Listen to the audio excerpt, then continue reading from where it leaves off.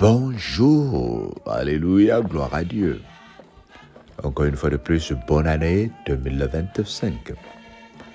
Nous avons fini la période festive, nous avons fini les vacances pour ceux qui étaient en vacances.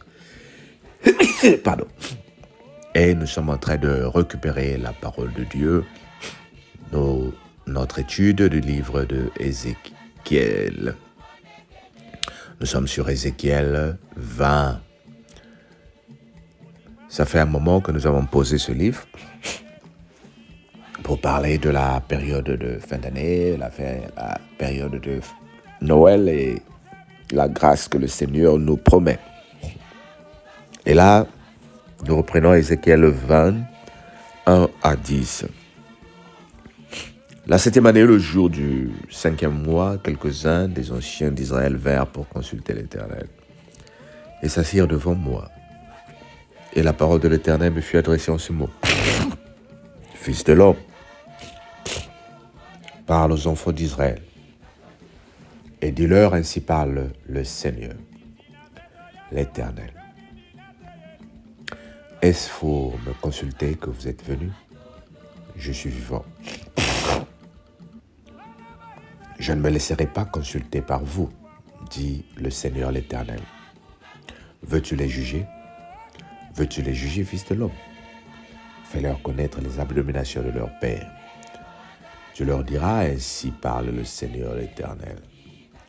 Le jour où j'ai choisi Israël, j'ai levé ma main vers la prospérité de la maison de Jacob, et je me suis fait connaître à eux dans le pays d'Égypte. J'ai levé ma main vers eux en disant, je suis l'Éternel, votre Dieu. En ce jour-là, j'ai levé ma main vers eux pour les faire passer du pays d'Égypte dans un pays que j'avais cherché pour eux. Pays où coule le lait et le ciel, le plus beau de tous les pays. Je leur dis, rejetez chacun les abominations qui attirent ses regards et ne vous suivez pas par les idoles de l'Égypte. Je suis l'Éternel, votre Dieu. Et ils se révoltèrent contre moi et ils ne voulurent pas m'écouter. Aucun ne rejeta les abominations qui attiraient ses regards et ils n'abandonnèrent point les idoles de l'Égypte. J'eus la pensée de répandre ma fureur sur eux, de puiser contre eux ma colère au milieu du pays d'Égypte. Néanmoins, j'ai agi par égard pour mon nom, afin qu'il ne soit pas profané aux yeux des nations, parmi lesquelles ils se trouvaient, et aux yeux desquels je m'étais fait connaître à eux, pour les faire sortir du pays d'Égypte. Je les ai fait sortir du pays d'Égypte, je les conduis dans le désert. Je leur donnai mes lois et je leur fis connaître mes ordonnances, que l'Éternel doit mettre en pratique afin de vivre par elles. Je leur donnai aussi mes sabbats comme un signe entre moi et eux, pour qu'ils connussent que je suis l'Éternel qui les sanctifie. Et la maison d'Israël se révolta contre moi dans le désert. Ils ne suivirent point mes lois et ils rejetèrent mes ordonnances, que l'homme doit mettre en pratique afin de vivre par elles. Et ils profanèrent à l'excès mes sabbats. J'eus la pensée de répandre sur eux ma fureur dans le désert pour les anéantir. Néanmoins, j'ai agi par égard pour mon nom, afin qu'ils ne soient pas profanés aux yeux des nations en présence desquelles je les ai fait sortir d'Égypte.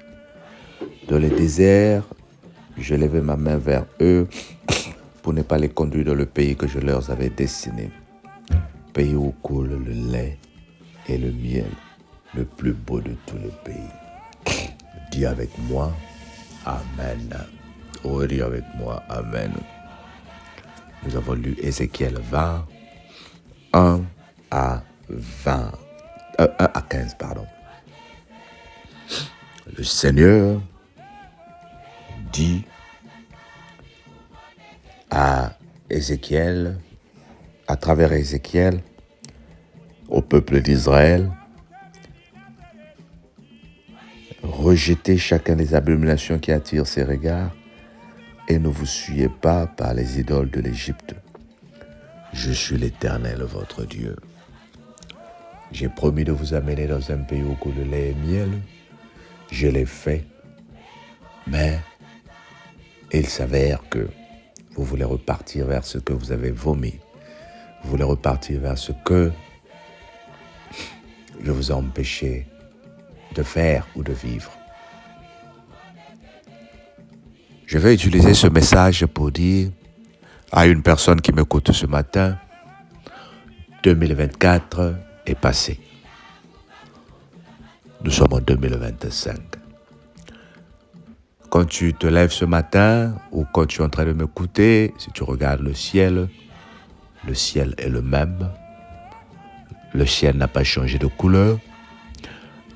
Le lundi reste le lundi. Peut-être que ta voiture est à même la même couleur. Peut-être que le bus que tu prends a toujours le même chemin. Peut-être que l'endroit où tu vas travailler reste le même. Et tu te dis, rien n'a changé. Mais il y a quelque chose qui a changé. Nous ne sommes plus en 2025. Nous sommes en 2024. Que tu le veuilles ou pas, tu as grandi d'un âge. Il y en a qui vont bientôt fêter des anniversaires pour ajouter un an de plus sur leur vie. Il y a des gens qui ne veulent pas réaliser que les choses ont changé. Et tu risques de continuer avec les événements de 2024. Papa Alain m'avait fait ceci en 2024. Il y en a qui vont continuer avec les maladies de 2024. Le médecin avait dit que je suis devenu ça. Mais le message que je t'envoie ce matin pour te dire, c'est une nouvelle année. Et le Seigneur t'encourage d'oublier le passé et de faire face à la nouvelle année qui vient de commencer. Le Seigneur t'a amené vers une nouvelle année. Il te dit c'est l'année où va couler le lait et le miel de ta vie. C'est un message prophétique. Tu es rentré dans l'année où va couler le lait et le miel dans ta vie. Dis avec moi, je le crois. Tu es rentré dans l'année où va couler le lait et le miel dans ta vie. Dis avec moi, je le reçois. Tu es rentré dans l'année où va couler le lait et le miel dans ta famille. Dis avec moi, je le reçois. Tu es rentré dans l'année où va couler le lait et le miel dans tes projets d'acheter la maison. Tu es rentré dans l'année où va couler le lait et le miel dans ta nouvelle relation. Dis juste avec moi, je le crois et je le reçois. Ce qui va t'empêcher de vivre cela, c'est d'avoir les yeux tournés vers autre chose que l'Éternel. C'est d'avoir les yeux tournés vers ton passé. C'est d'avoir les yeux tournés vers les événements qui t'ont causé à pleurer. Mais je te rappelle que Dieu qui t'a choisi n'est pas injuste. Dieu qui t'a choisi veut commencer une nouvelle épisode de ta vie. Bien-aimé, saisis cette prophétie, saisis cette parole, fais la tienne et dis 2025, c'est l'année où va couler le lait et le miel dans ma vie. Moi, je le déclare parce que je veux voir la main de Dieu dans ma vie. Et j'en ai la foi. Je reçois. Que le Seigneur te bénisse. Que le Seigneur t'accorde la grâce de voir sa main. Père éternel, nous te disons merci pour tes bienfaits. Merci de faire couler le lait et le miel dans ma vie. Voilà ton sujet de prière du matin. Dis Seigneur, fais couler le lait et le miel dans ma vie. Le soir, à midi, dis Seigneur, que tout ce que je veux rencontrer comme obstacle en 2025,